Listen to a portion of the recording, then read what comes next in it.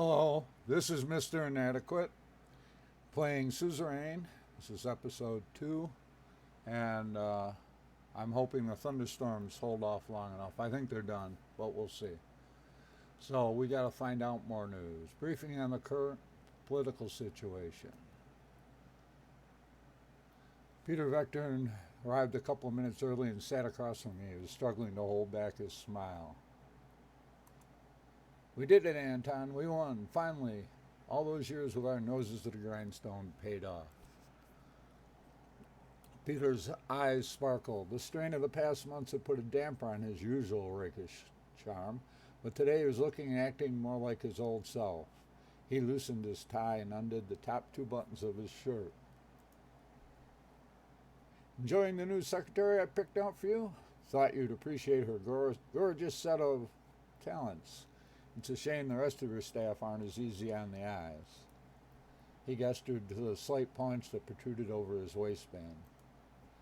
But hey, back in university, did you ever imagine we would be sitting here in the Maroon Palace? We have to celebrate this great victory. Okay, let's celebrate then. I got my hands on something special for us, near Lori Maroon 30-year-old. We will celebrate at the inaugural ball. Just hang in there until the evening. This is not the time to celebrate, Peter. We have work to do. I'm going to go for 2. Okay. Looking forward to it. Evelyn hopes to congratulate you in person there.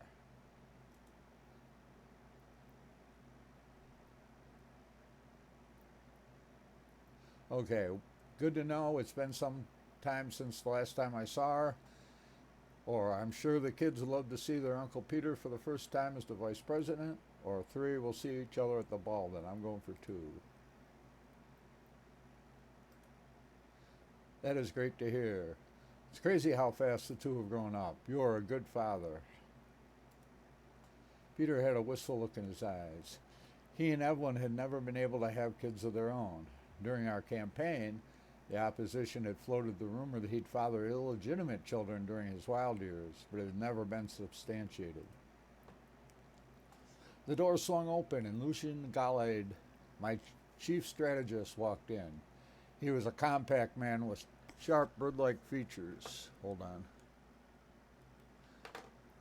After briefly surveying the room from wall to wall, he sat down, poured a glass of water, and opened his briefcase in a series of quick, graceful movements.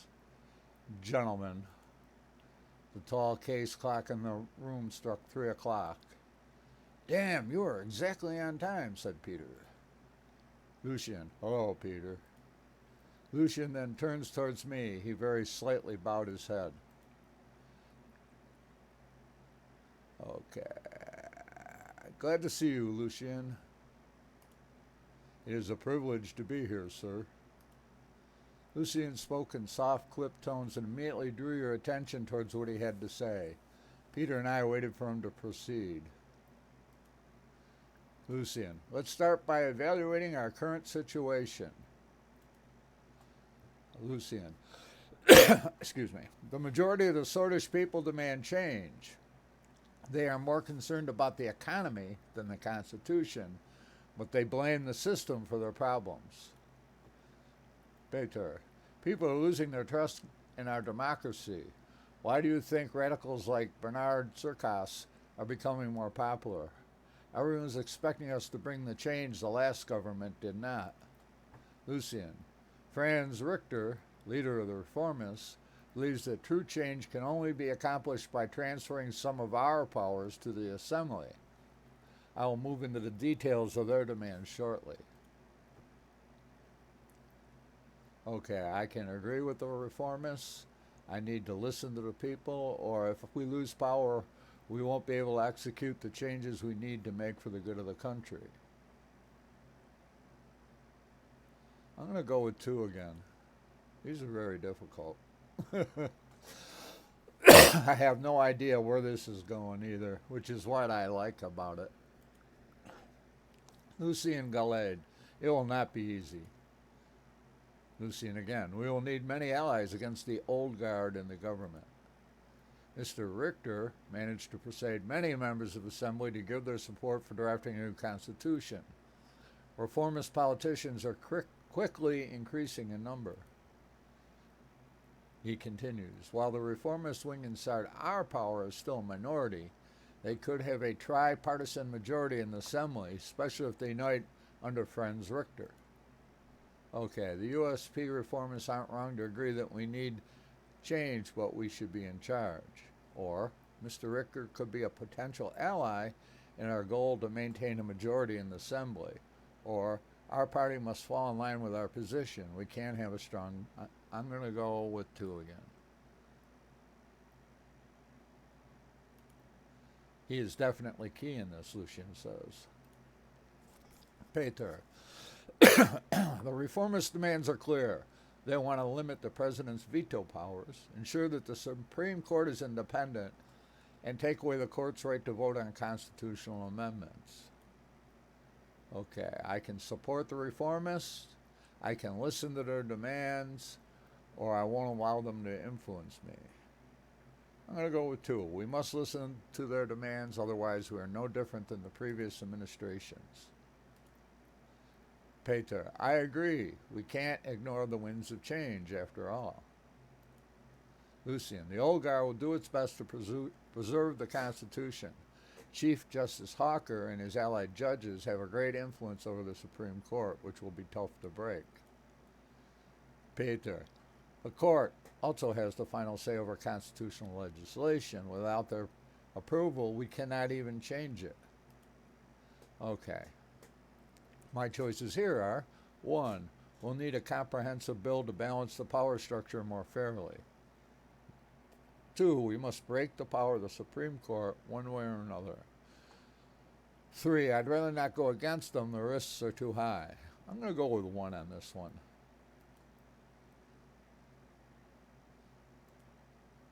Peter, I agree. The old guard won't like this, though. Lucian, a comprehensive reform that would make the reformists happy would mean maintaining a balance between all branches of government, which means removing your absolute veto as well. The reformists demand that all loopholes in the Constitution are closed. Looks like we have many challenges ahead, or we cannot allow obstructionists to exist, or 3, we can't underestimate this situation. Peter, we can figure it out. Our party still holds 130 out of 250 seats in the Assembly. We've got the power. Lucian, however, to reform the Constitution, we must receive a 2/3 majority in the Grand National Assembly, which is 166 votes, and a simple majority in the Supreme Court that equates to 6 votes. Lucian continues, after we've settled on how to proceed, we'll need to talk with our party figures. Our first goal must be to get the 150 signatures needed to start the process. Following the green light from the USP, we'll reach out to the other party leaders to see if they would back our draft. The last step is to convince the justices of the court. Lucian continues, the entire process will take a long time, but we must start working with a reform committee to evaluate all possibilities for a new constitution as soon as possible. Okay, we can write a more democratic constitution with the reformists, or the new constitution should give the president wide-ranging powers to lead Swordland into the future, or 3, we can work with the old guard to protect our existing extensive powers.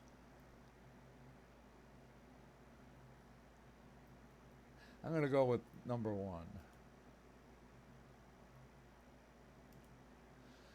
Peter, it will be tough to persuade our base if we work with Richter and his band of reformists, but everyone agrees we need a new constitution. Lucian, the key thing here will be strengthening the power of the Assembly, which we already lead with a majority. Peter nodded in agreement. Peter, yes, the divisions of power need to be rebalanced for a better Swordland. Lucian, according to the initial draft we made with the reformists, there are 2 changes to the Constitution that are not open for their discussion. Lucian opened his dossier. First, the Supreme Court will no longer vote on constitutional amendments. Second, the President's absolute veto will be taken away. This can be replaced with a limited veto system by fixing the current loopholes.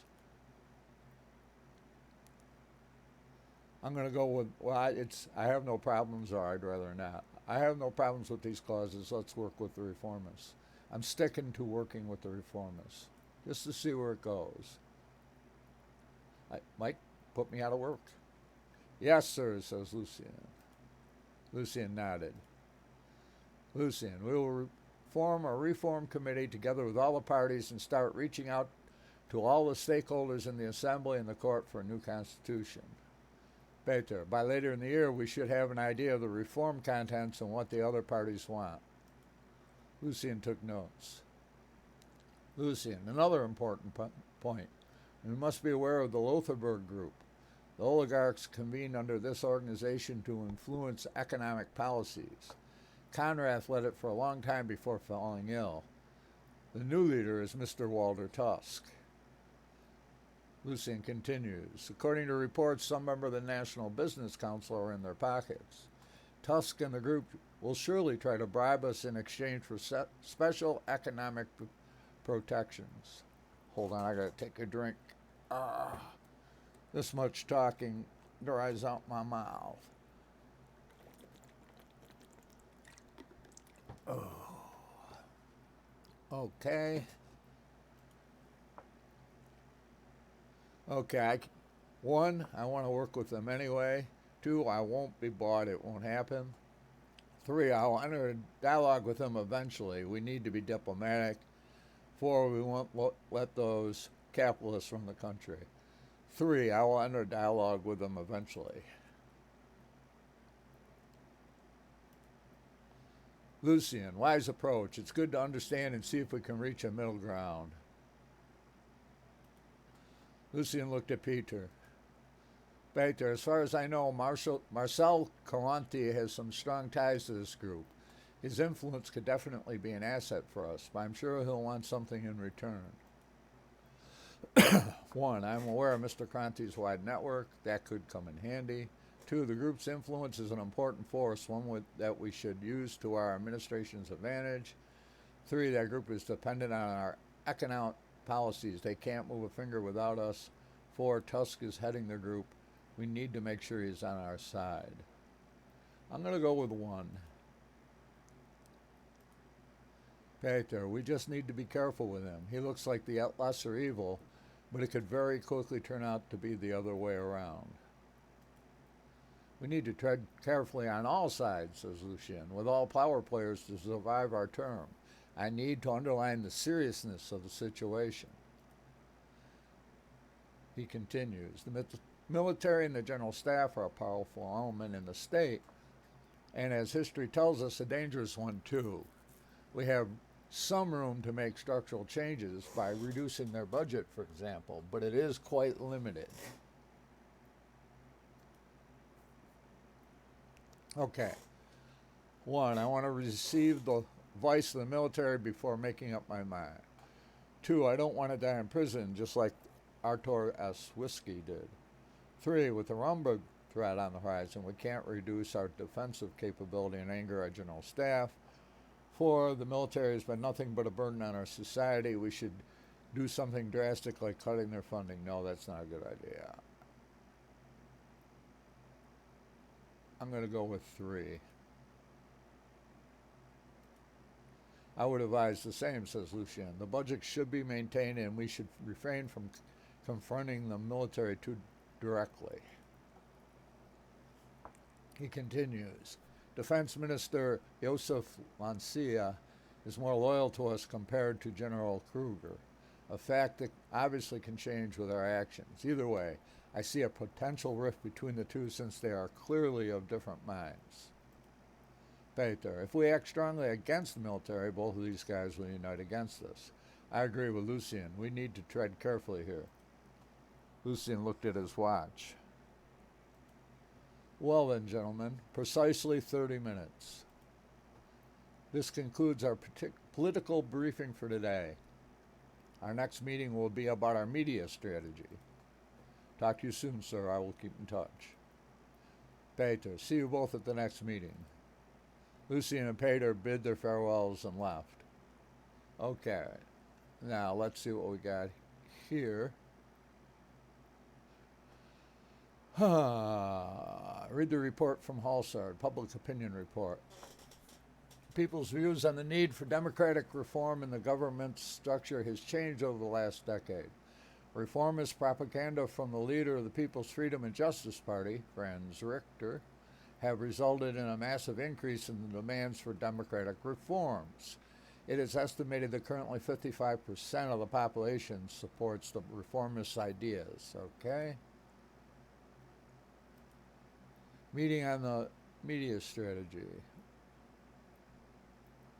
Might as well.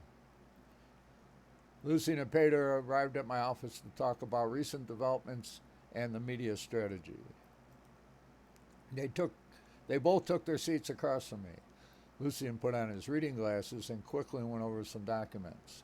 Peter turned to Lucian and nodded. Lucian, let's begin. Peter, first of all, Lucian, you mentioned that Marcel Crante contacted you. The Crantes had always been known as one of the richest and most influential families in Sordland. Marcel Crante was no exception. He was the oldest son of Conrad Crante, the industrialist and media mogul who founded HOS, the richest man in the entirety of Sordland. Lucian turned to me. Lucian Galente, he has offered to meet with you, Mr. President. What does he want? Why is Conrad sending his son? Why should I meet with him? Why is Conrad sending his son? Peter, he unfortunately passed away today. Lucian, after the passing of his father, may he rest in peace, Marcel aims to become the next CEO of the HOS conglomerate. He mentioned a productive collaboration. Peter, they are a powerful and influential media conglomerate. To start with, they own the Sordland Today newspaper, the Sordish Broadcasting Company, Lucian, which means it would be wise to have them on our side. Sorry for interrupting. Okay, what does this productive collaboration entail?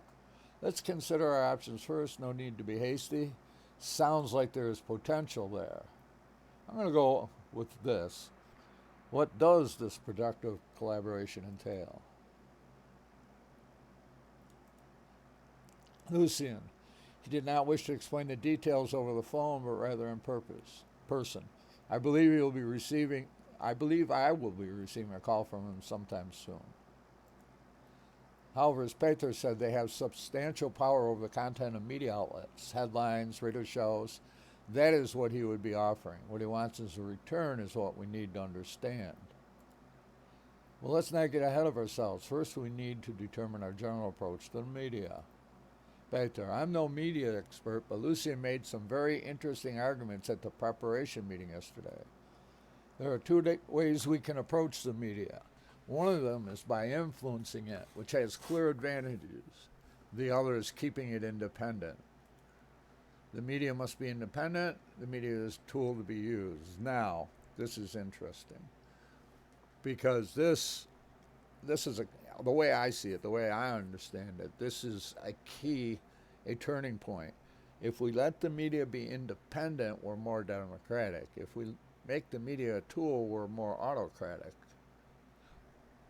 And we're going with the reformists. So I'm going to say the media must be independent.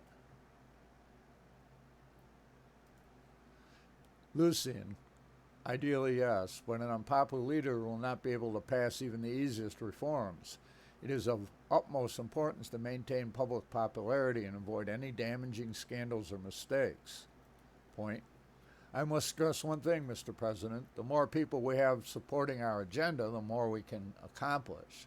With someone on our side in an influential media organization, we can do this very easily.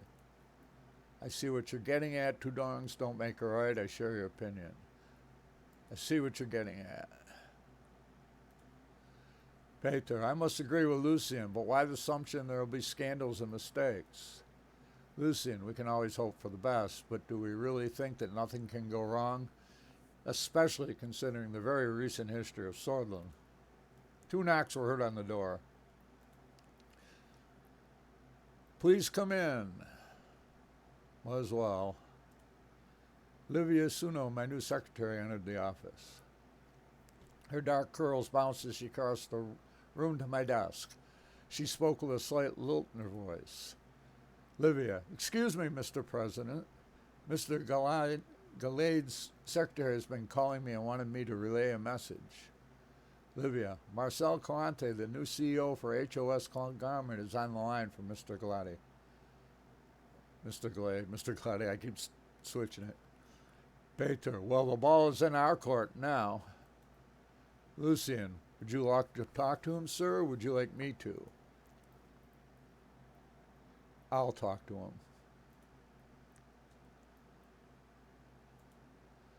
Livia, right away, sir, connecting the call to line 1. Livia left the room and the phone started ringing. Well, yeah, pick up the phone. No shit. Sorry. Okay, the president is speaking. It's a pleasure, Mr. Crante. Hello, Marcel. Okay, now, very formal, casual. Well, very casual. We're going to go with the middle. It's a pleasure, Mr. Crante. Marcel, the pleasure is all mine. I know your time is valuable, so I will not waste any of it. I was just elected CEO of HOS. My strategy in the running of this conglomerate will be different than my father's approach. That is why I'm offering a partnership deal regarding our media branch. I would like to formally invite you to my resort near Conriat for a meeting to discuss the details.